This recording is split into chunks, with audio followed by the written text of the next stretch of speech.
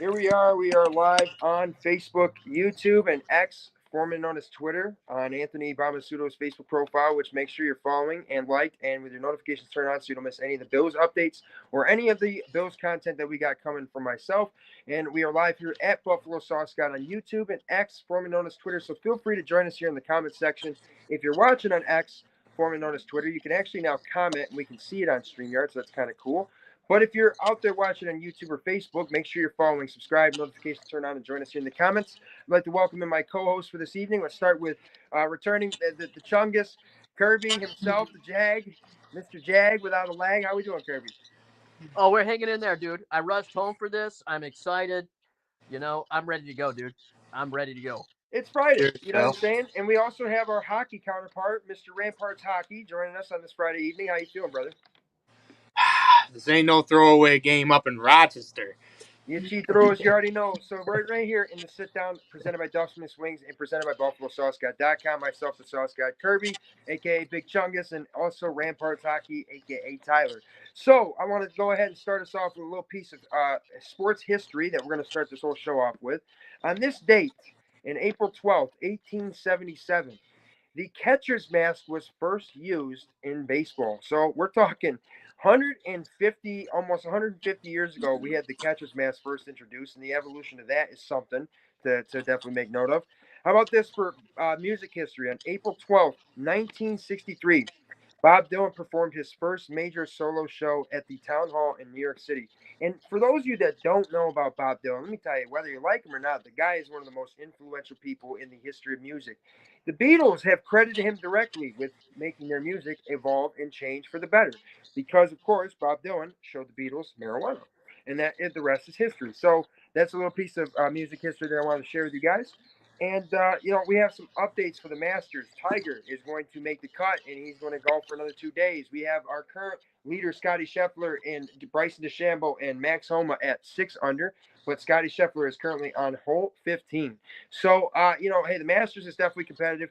The Sabres season just ended a couple days ago. We had their last home game last night, so Tyler's going to talk about that. We got to talk about the Buffalo Bills, and we got to talk about the AFC South because, Kirby is a fan of the Jags, and that is the direct rival to the Houston Texans, where everybody in Bills Mafia knows we just sent Stephon Diggs. So we're going to play off this introduction video first. We're going to get live here in the sit-down. It's Friday afternoon, ladies and gentlemen. We hope you have a wonderful time here with us. Make sure you hit that like and share. Join us in the comments. Crack open your beers. Smoke your joints. And let's get saucy here in the sit-down, presented by Duff Wings and BuffaloSauceGuy.com. Let's get this over with. 1, 2, 3, 4.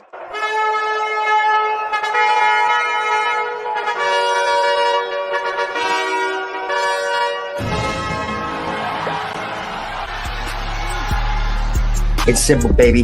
Buffalo Bills football is egg, all right? And we tell you something. I'm gonna crack a cold one because since it's a tailgate. Ooh, ice cold, Mike. Let me tell you. Ladies and gentlemen, you are live here in the sit-down with Sauce God, the sports and entertainment show.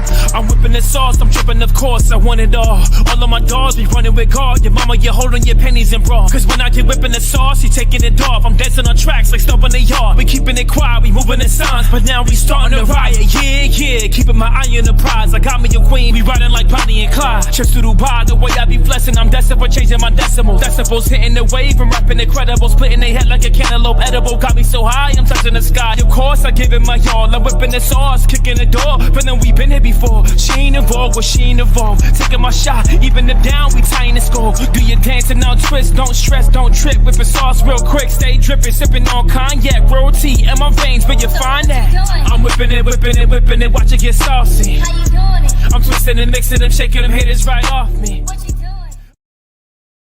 This is the Sit Down Podcast, live on Facebook at Anthony Bomasuto and on YouTube at Buffalo Sauce God, which, by the way, quick shout out to all these subscribers and everybody who helped me get to 500. I am now over 500 subscribers on YouTube. The race for 1,000 has begun, which we're going to have a some type of memorabilia giveaway at 1,000 because, hey, we still got over 400 to go.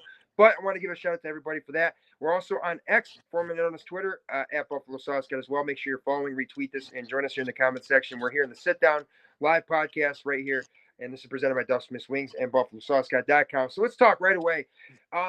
We all know Stephon Diggs. We talked previously in the last show. Stephon Diggs was traded from the Buffalo Bills to the Houston Texans. Now, I want to get an instant reaction from somebody outside of Bills Mafia. Kirby, when you broke the news to me, actually, because I was driving for work, what was your initial reaction and everything that you've seen gone down since the trade? What is your reaction to the Stephon Diggs to the Houston Texans? I think it's a positive. It's a net positive for the both of us, really.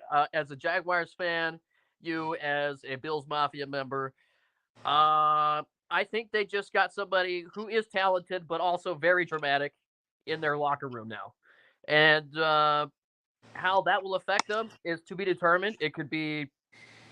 I think the outcome for them is going to be, decent. It's going to be good. He's going to be great. I don't know if he'll be their number one wide receiver. They got a lot of talent there. Tank Dell, Nico. Yeah, man. I'm not too freaked out about it. I'm not too freaked out about it, but I was surprised. I was like, whoa. I wonder what my dog Tony thinks of this. Can't hear you, bro. It was definitely shocking, but I wanted to share this graphic real fast for everybody out there that has any doubts. Look at the catch rate amongst all receivers last year. I'm not talking slot receivers. I'm not talking for the Bills. I'm talking all receivers in football. Khalil Shakir led the catch rate, and I want to bring that up because there's a great point behind this. Is that Stephon Diggs?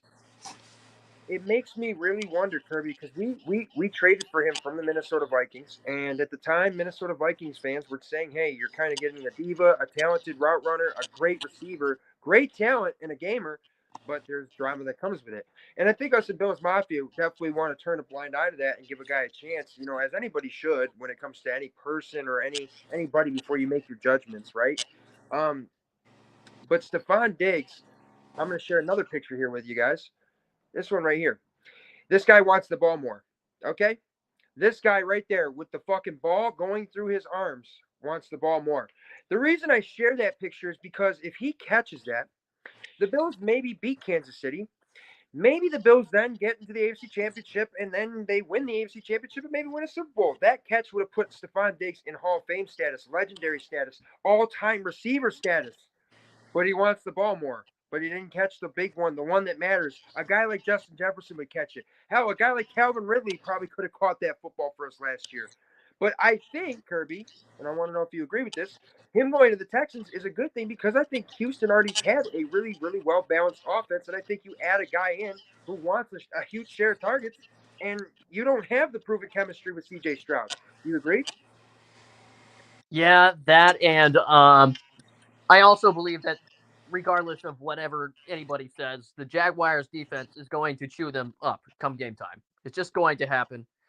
CJ Stroud, as good as he is, he's shown that he is a great quarterback, yes, but he's still very young. Mistakes will be made, and I'm counting on us to take advantage of those. I like that. And Tyler, so you texted me earlier, Stephon Diggs, a little bitch. Remember, you're a receiver, bro. What made you kind of want to say that? Why you got to be mad for? I mean, at the same time, brother, you're going to an offense. You forgot to mention John Mechie. Plus, they got Joe Mixon. So that's a huge game changer in that offense. I don't know how that line's going to do. Maybe, Matt Schwab comes back and he starts playing for him. You don't know. I think overall, Stephon Diggs, I'm not going to sit here and say he's not an all-pro level receiver when he is producing. But in the second half of the season, he has fallen off. And people want to say it's because he's seeing double coverage. And sure, there's people that, will talk about, okay, the catch rate for Khalil Shakir is because he's not facing premier defensive backs. It doesn't matter. Khalil Shakir was getting limited targets in a well-stacked offense that also has a great running back and also has a quarterback that is about 95% of your fucking offense, but he made use of every single one of those touches. I didn't hear an ounce of complaining from a guy like Gabe Davis, who I want to say to you right now, Kirby, I'm fucking pissed that you guys got him and we got rid of Stephon Diggs because this is one thing I'll tell you. You get the game ball, but you don't even have the ball thrown your way. That says a lot about your character, a lot about what kind of teammate you are, and a lot of what kind of gamer you are. Gabe Davis is a great running receiver, dude. You guys got yourself a gem. People want to talk about he had drops. Okay, Look at his foot injury and his ankle injury, yet he was trying to play through all that, and the guy was just never really able to plant his feet and make a solid catch. Okay? I Yeah. think overall the Bills are in great hands because I'm also going to share a little graphic here, right? But if you guys haven't already done so, do me a favor and hit that like and share button. And, make sure you hit the comment button. Join us here in the discussion. This is the Sit Down presented by Duff Smith Wings, the best damn chicken wings. Remember that hot is extremely hot and medium is hot. And also, you don't got to ask for them extra crispy. But check out this graphic, guys. These three right here, led by Josh Allen. I feel very good about the offense going forward. Now, granted, I still don't think that you're as elite as you were in the previous 4 or 5 seasons, sure. But at the same time, do you expect me to believe the Bills aren't going to win the AFC East if they don't at least draft well and maybe add a receiver? People have talked about rumors of trading for T. Higgins or Brandon Ayuk. But Kirby, you see the Bills lose a guy like Stephon Diggs. What do you think are their chances at still being competitive in the AFC at this point? Arguably, you could say you have the guy with the best arm in the league. And what they're going to do is they're just going to replace them by going into the draft and finding some young stud wide receivers. I mean, that's and what's going to happen from there? They build a reputation, with Josh Allen himself, and the rest is going to be history. I mean, I'm not freaking out. I'm not freaking out about this if I'm a Bills fan. I'm really not. I'm And fine. see, exactly, because Kirby, I think you can back this up. If you have a franchise quarterback, you have a window. As long as you have the rest of the team and you have the winning culture, you have a Super Bowl window. It doesn't just shut. Everybody said that Patrick Mahomes is gone when Tyreek Hill left, right? But it didn't look like they missed a beat. So that's what I got to say about that. But we're going to talk about the Sabres season ending here in just a few moments. But Tyler, you hear Kirby talk about Josh Allen's arm talent. What do you think about the Saints, man? What are they going to do? Are they going to find a quarterback here in the draft, or are they going to just go forward with Derek Carr for another year? Oh, guy. I mean, at the same time, it's these GMs that are making these decisions, right? So, you can't always be 100% sure what somebody's going to do because they can do anything they want, right? So, all you can do as a fan base is just hope and pray, that you do well in the season, that you see the big games at the end of the year. You got to love it, dude. There's got to be some type of emotion coming off here. Overall, the GM's making these decisions. It's a tough decision to make. You let go of guys like Tre'Davious White, Jordan Poyer, possibly Micah Hyde. It's tough, man. It is tough, but this is the thing. Football is a different sport. It's not like baseball where you don't have a salary cap. You have a salary cap in the NFL, and I understand some people say it's non-existent with the way that they can manipulate it, and I get that, but it's still incredibly tough to manipulate it and build a talented roster with proven superstars because of that. But I'll tell you this. The Bills need to draft well. I think the Jaguars needed to have a great draft as well. I think the Jaguars have been drafting well, especially since Urban Meyer's been out of the picture and Doug Peterson has been able to take over. Yeah. But overall, I like what you said, Kirby. We don't got to freak out necessarily when you have Josh Allen, who is proven. It's going to be interesting, though. Do you think Josh Allen's numbers will take a step back, Kirby, or do you think that they might take a step towards being more efficient? I think they're going to get some very talented wide receivers who are day one starters. Yeah, Josh Allen might take a step back, but just the slightest, ever so slight. I mean, Stephon Diggs, as good as he was, he was 30. He's 30 this year. I don't know. He's probably going to be turning 31 here soon. But, and you're going to draft some guys who are, just studs. The draft is so stacked at wide receivers. So stacked at wide receivers, dude. Who knows? Maybe you guys can pull a hat trick and get Marvin Harrison Jr. It's just... Now I do know this: the Bills were scheduled to meet with, I think, a Florida State receiver for one of the 30, the 30 draft visits or whatever. But they also just met with Brian Thomas Jr. out of LSU, who is a guy that a lot of people think that he can be there at 28.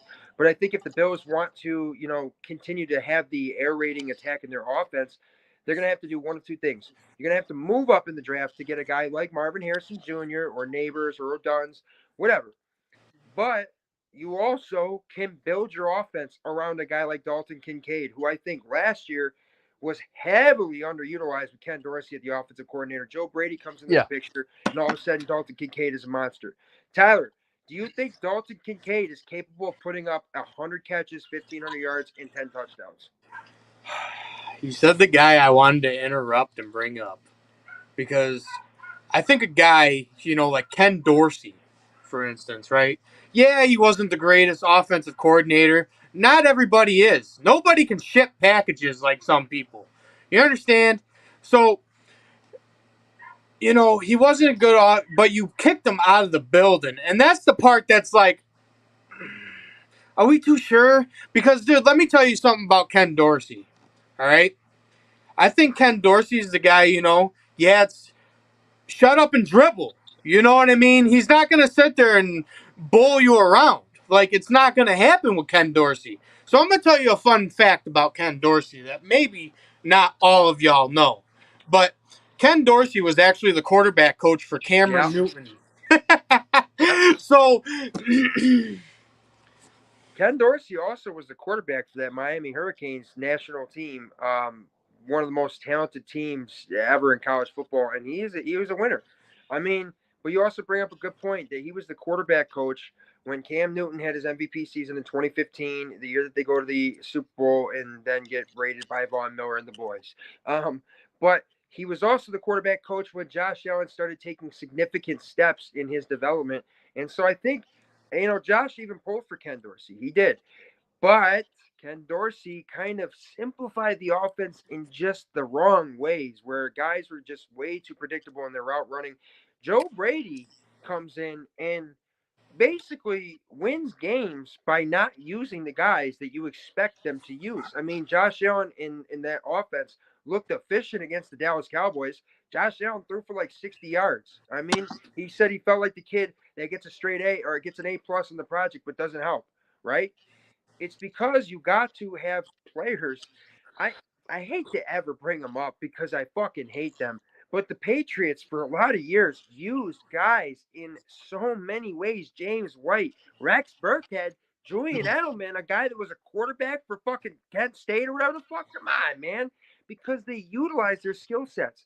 I think Joe Brady knows how to do that well. I think Sean McDermott knows how to do that well with the defense. But I am saying this too. I think it's good the Bills have a defensive coordinator now. I believe it was their linebacker coach that was promoted up. So Sean that's a was guy taking a lot of time out of him, Yeah, That's, it's a lot of fucking pressure. I mean, people think, oh, head coaches are no, head coaches are also managing the in-game situations, the challenges, the fucking players on the side, everything. It's managing, and don't so need some a guys are better defensive managers than coordinator. others. But if you guys are just now tuning in, you're live here in the sit down with myself and Kirby and Rampart, and we're talking about the Buffalo Bills and a little bit about the Jaguars. Before we head into the talk about the Sabres, Kirby, I want to get your take on this. Do you believe and this has got to be as an unbiased fan, but I want your honest opinion. Do you believe that the Houston Texans are going to win the AFC South, or do you think the Jaguars honestly have a little bit of the edge in experience? And I think you guys have an elite defense, and you just extended Josh Allen, the other one.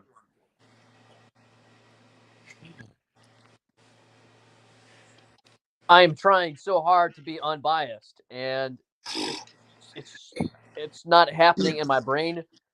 Uh, Look, they kind of threw us around a little bit last year by surprise, and I think we get our revenge at the helm of Josh Allen and company. I mean, I think we're going to stack the offensive line. I think we're going to get a few defensive gems in the later rounds of the draft. I think we're going to come out swinging, and I'm just counting on, like I said, C.J. Stroud being young, being talented, but also inexperienced. I mean, I think that the Texans are well coached. D'Amico Ryans obviously was a proven defensive coordinator with the 49ers a couple years there. But I will say, too, I think overall Trevor Lawrence has a little bit more of the experience. And I think CJ Stroud, as great of a year as he had, and I think he's going to have a great career, I think sometimes you burst through with some success, but sometimes you got to take a step back. Now, granted, we've seen guys like Patrick Mahomes not take a step back, right? When they've become the starters for a football team, but not everybody's like that. And the AFC South is tricky. You even got the Colts who come in and they make things tough, right? You got the Titans who are trying to stay young and trying to rebuild with everything they got going on over there. But I think the Jaguars are still in a prime position, especially with the way that they can play and the way that their defense is built too. But let's read this comment real fast from my buddy Brad LaPaglia longtime fan of the game book and the longtime fan of the sit down, good buddy of mine, family friend. He says Brady is the offensive coordinator implemented on offensive that was clearly not focused on the wide receiver number one. Shakir had almost 50% less the targets in the second half of the season compared to Diggs and had way more yards, which if you guys haven't already seen, I have a graphic shared on Facebook comparing the two over the last 10 games of the season. Cook and his talent came out under Brady, which was great to see. Lastly, seeing a two tight end package was awesome to see. I don't believe losing Diggs will have Allen take a step backwards. With a solid wide receiver in round one and maybe a late wide receiver pick, we'll be all right. McDermott has proven that our defense, and I'm sure that there was more to come. Brad, I love you, brother. Thank you for that comment. I want to say to his point, I don't believe Josh Allen's going to take a step back. I think he's going to take a step forward. I think you're going to see a little bit more efficiency in his offense because I think for a lot of the times he was forcing the football when he didn't want to because he's got him in his ear. I mean, don't get me wrong. Stephon Diggs is a guy that can catch a lot, right?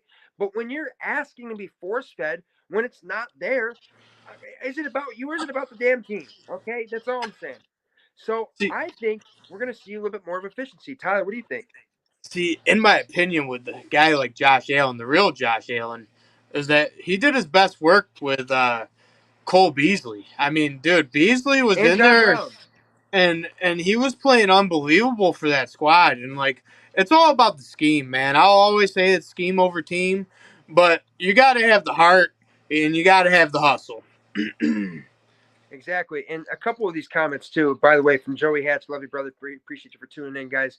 He's got a couple of Facebook groups, so you guys should check them out. Matt Collins and Curtis Samuel were solid pickups, but not obviously a number one replacement. Curtis Samuel can ball when he's healthy, all right? I had him as a fantasy option for the last few seasons, right? The guy can play. He's also got big game experience. Michigan versus Ohio State years ago, he had the game winner. Shakir will be his new Beasley. And Tyler, I like that point you just made because – yeah, Cole Beasley was third and Cole. He was efficient. And I think that's kind of why he got a little salty because it's almost like, hey, man, you kind of got a good focus with me. But now it's more about Stephon Diggs. And maybe Cole Beasley was onto something, right? But I think, right, overall, Josh Allen was good with those guys. Those guys weren't, John talking too Ross. much. I mean, John Smokey Brown. You know what I'm saying? He was great with him in 2019. And that's a much different caliber of receiver versus Stephon Diggs. But the Bills even got John Brown back. I think it was last season before this previous one. And it just instantly looked like it gave Josh a little bit of a different feel out there. I honestly believe you need to be feeling comfortable if you're a quarterback. You can't feel like you got to force feed people. Tyler, do you feel like, you guys have a good balance? Or, I'm sorry, Kirby, do you guys feel like you have a good balance offensively between the run, the pass, and the targets? Okay, look. I saw Tank Bigsby underutilized last season. Really, for a rookie, as talented as he is, we got Etienne, terrific runner, great pass catcher, very shifty, and we got Tank. Tank is just our wrecking ball, for short yardage gains. I'm confident he's going to make some plays next season. Trevor Lawrence, he's going to take a step forward. He's just a little bit more seasoned than last season. I mean, it's just going to be. I feel like our offense is going to be fine. Like you said, we got Gabe Davis now, a premier wide receiver. We got Christian Kirk. I mean, very You guys talented. got some fucking playmakers. You got Evan Ingram over there still, right? Yeah, we do. We got Evan Ingram at tight end. Not for Dude, nothing. I wouldn't mind seeing Trevor Lawrence run a little bit more too. The guy is mobile and he steps out of that pocket. That's when I felt like you guys broke the Bills defense down more is when he got outside the pocket, Dude, if you watch him, watch his stride. It's so long. He's really tall. He's very lengthy. He gains yardage very quick, sneakily quick. You'll watch him and he'll just like 3 yards and a first down, just boom at the flash of an eye. You're like, what the hell? You guys knows how to fall in the waves. That's it. Yeah, he's surfing, But I'll say this too. Exactly. I gotta be honest. Sunshine is doing his thing, dude. He's got a great arm talent too, Kirby. He really does. I've seen him make some throws that not everybody in the league can make, and that's something you got to take away right there. And I think he's a tough son of a bitch. He was playing through her injury, obviously. You know what's crazy though is I talk to Jags fans on a regular basis here and there throughout Florida. In our region, we have a lot of Jags fans. We're only an hour away from the stadium where I live. And believe it or not, some people want to say that Trevor is a bust. But I just gotta say, like, okay, you're just a casual The then. You're guy just a came casual back then. from how many points in the playoffs that he's a bust? Yeah, no. I know. Absolutely ridiculous. But keep in mind this. The dude had a knee injury, an ankle injury, a freaking shoulder injury, and he was like forced, all right, to, step aside and let the backup actually play. And he would still play, right? When he could, when he was allowed to. He would still ball out injured. But he had less than 2 seconds to throw because the offensive line was trash last season. I mean, we're only gonna fill that. We're gonna fill that. The needed positions in the draft. We're gonna get stud talents at that position on the offensive line. We're gonna stack the defense. We got most of the offense already covered with wide receiver, tight end, running back. Yeah, Houston really doesn't bother me that much. I look at them and I'm like, yeah, I mean, you guys were trouble last season, but I really don't see it being a problem this season. We got you guys figured out. Yeah, and I think too, in ways, the Texans kind of got lucky with some of the results of their games, which put them in that position to play. And I'm not saying CJ Stroud didn't have a great year. I love the kid. I respect the kid a bunch, and I think Yeah. it's exciting to see how much talent exists at this moment. But we're going to talk about the Sabres here in just a few seconds here. But ladies and gentlemen, if you haven't already done so, do me a favor, hit that like and hit that share button. Join us here in the comment section. It's the Sauce God here with Ramparts Hockey Kirby right here in the sit down presented by Duff, Smith Wings, and BuffaloSauceGuy.com. On Facebook and YouTube and X, formerly known as Twitter, make sure you like, sharing, and subscribe with the notifications turned on. So, Rampart, let's talk, brother. Sabres are now 13 years eliminated from the playoffs. But overall, I think we saw them playing a much different game of hockey in the second half of the season. And I know everybody always says this is what they do, they get us excited. No, there was something different brewing with the way that their defense kind of came alive and the way that they could beat teams. And Tyler, talk to me, brother. Season is over. Let's talk. Play a segment for me, buddy. These guys are good. Let's play a video here real quick, ladies and gentlemen, of these guys are good, scary good, and let's talk a little bit of Sabres hockey.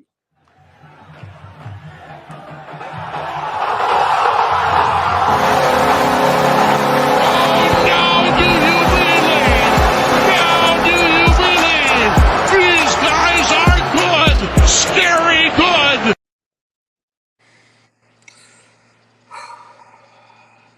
First of all, Sauce, buddy, it's not the end of the season yet. We got one game tomorrow night, last road trip to the Florida Panthers. Am I excited? Yes. Very good. Because let me tell you something here.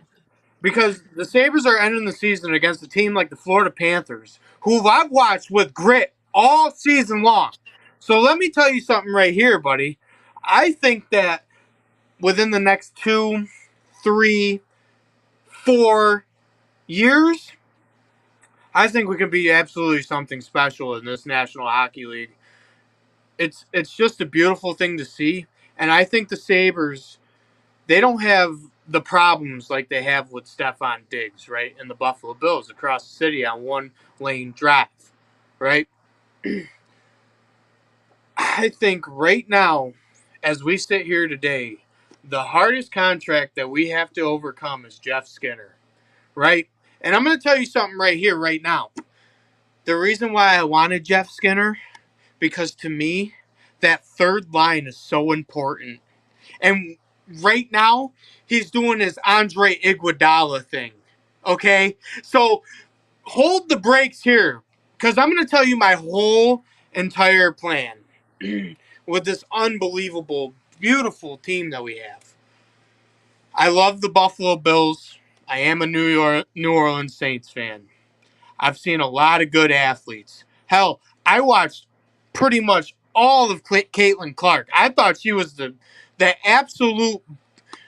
I love college, right? So I don't really like watching all the pros. Okay, so yeah, I'm gonna watch every college because I want to know, right? You got to have stock. So let me explain what I think the Bills should do.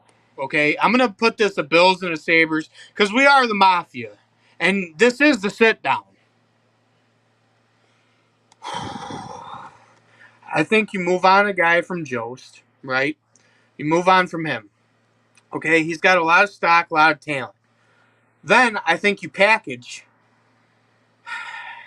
because it's so tough with the two goalies, right? You never know what goalie's actually going to be the goalie. So when you're drafting process, you better get two. It's the same way with everything. Like in my example, you got a guy on New Orleans, Chris Olave. I love Chris Olave. You get a guy like Derek Carr, help him play, learn the system and the offense.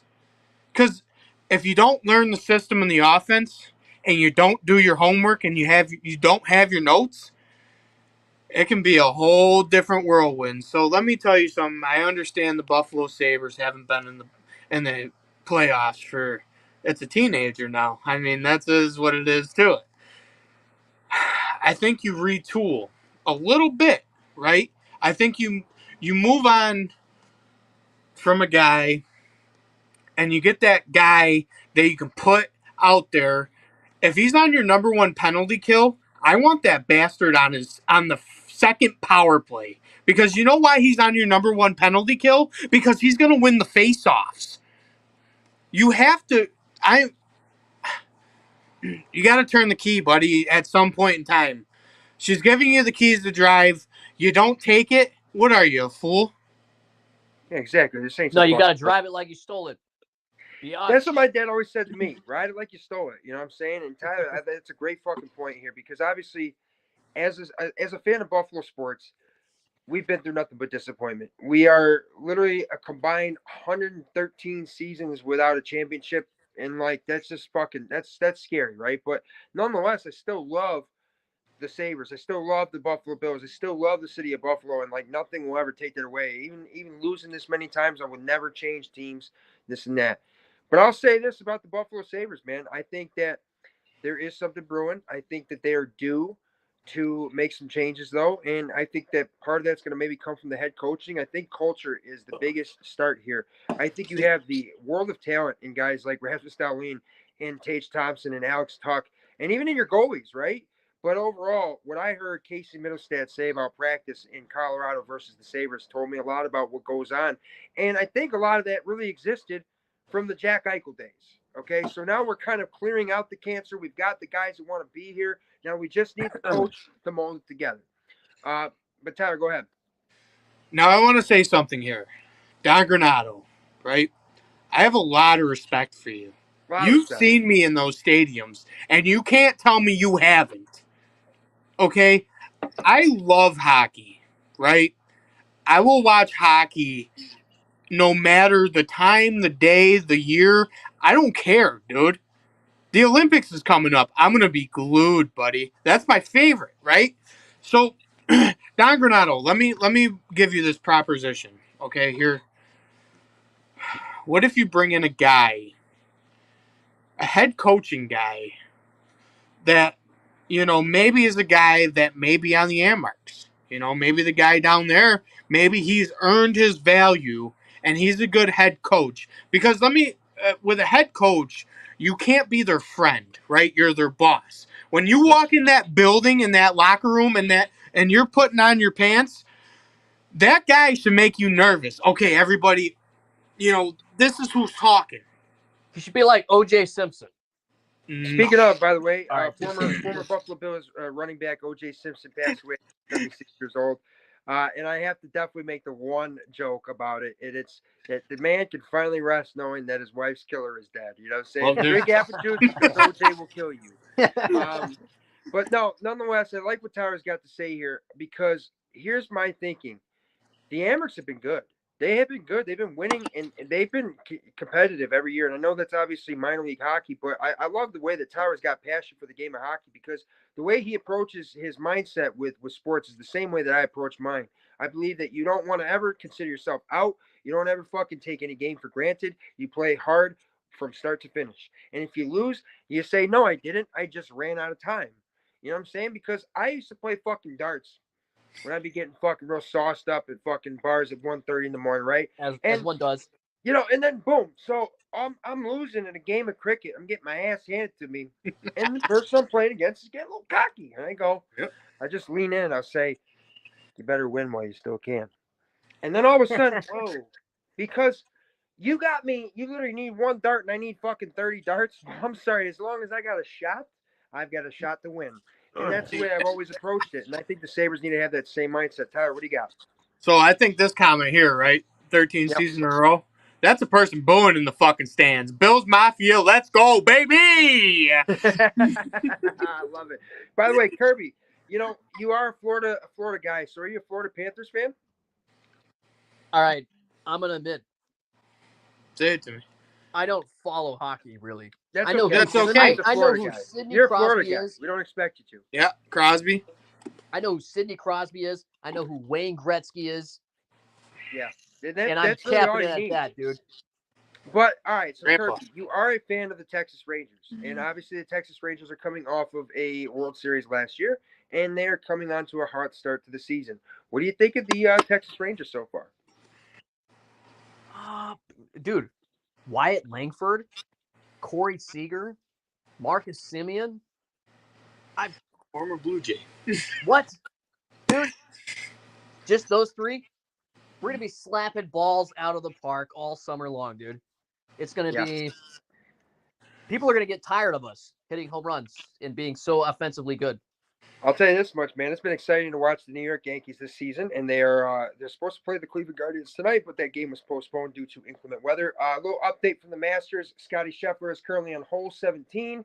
He just drove 305 from the tee, and is currently sitting at 6 under, still on hole 17 at this moment. So he's got 1.5 holes to play. And a little other update, and whether you like the guy or not, because obviously he was in the news for a lot of bad things. Okay. Tiger Woods is the most dominant athlete I've ever seen in a sport in my lifetime. I'm sorry, but the guy is just literally, he's 48 fucking years old out there, and he makes the cut at his 24th consecutive Masters. Dude, The you guy see how is timeless, but I got to be honest, man. It's a story to me that you have to look at, whether you like him or not, and you got to see it as something good, right? It's a story of redemption. The guy has had fucking back surgeries off the ass. He's gotten his name put in the news for things I'm sure that all of us don't want our name in the news for. And yeah, it's his own doing. I'm not giving him a pass. I'm not giving him a pass at all. But I'll say, to rebound from that and win a Masters in 2019, and then have to withdraw from a tournament not that long ago, but here he is at the Masters making the cut. He is 1 over par through 36 holes of golf, and it's exciting because it means we're going to get to watch him for the next 2 days. He's made the cut, and it's not an easy couple of days to golf out there, fellas. It's been fucking gusting. It's been gusting in Augusta, and it's also been raining yesterday. Tiger Woods had to get up and play, what was it, 6 holes this morning, I think, at fucking 7:30, and then play 18 more after on 3 hours of sleep. Tyler, talk to me. The Buffalo Sabres continue to say they're putting the best product on the ice. I don't see it. Do you remember the dark years? I'm going to say 8 of those 9 years, we were ass. We had a guy like Tyler Ennis was our best player on the ice.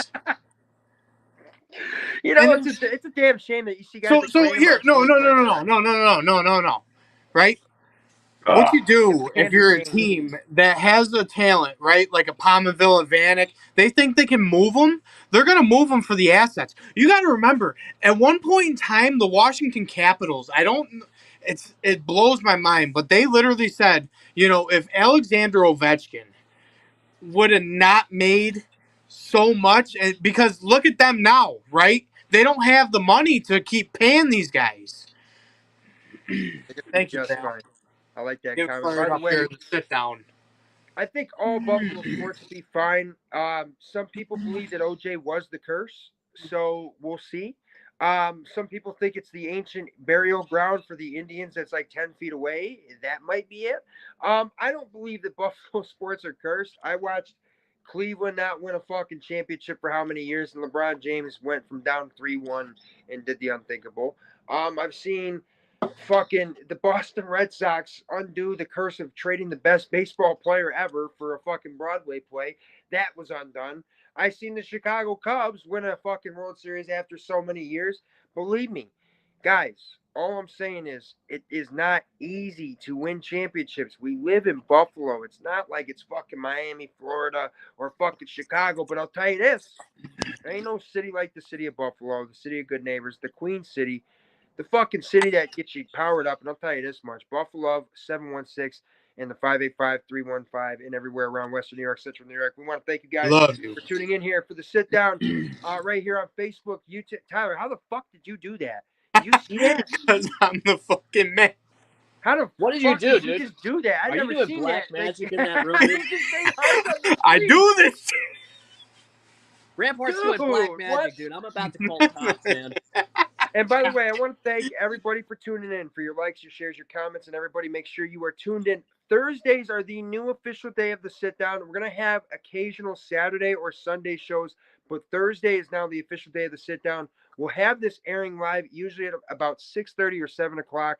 And then I'm starting to believe that maybe next week this will be available via audio podcast the following Friday mornings. So if you guys aren't already doing so, make sure you're liked and make sure you're following and make sure you're subscribed.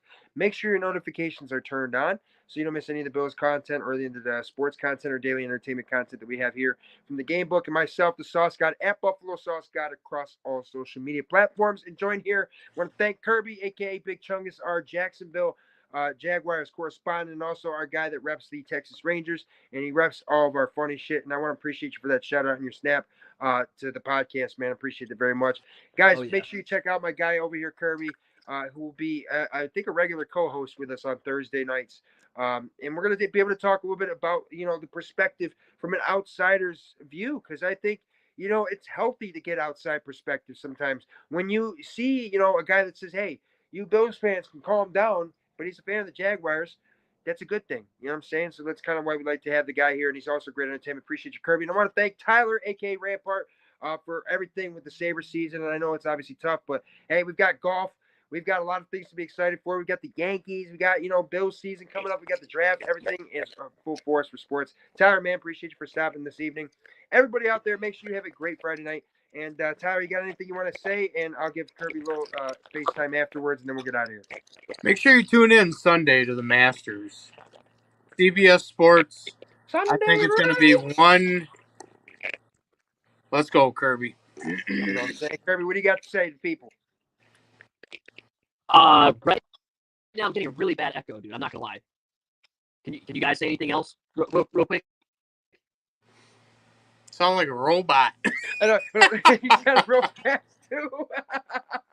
By the way, real fast, one more comment. Thank you, Joey Hatch, for tuning in. Brad Lataglia. Everybody out there for tuning in here to the Sit Down presented by Duff Smith Wings on Facebook, YouTube, and Twitter. Also presented by BuffaloSauceGod.com. And we're live on Thursday nights beginning this Thursday. Make sure you are tuned in because you don't want to miss any of the sports entertainment coverage that we have here. We'll be having some bets picked up for you guys as well. Love you guys very much. God bless. And as always, go Bills.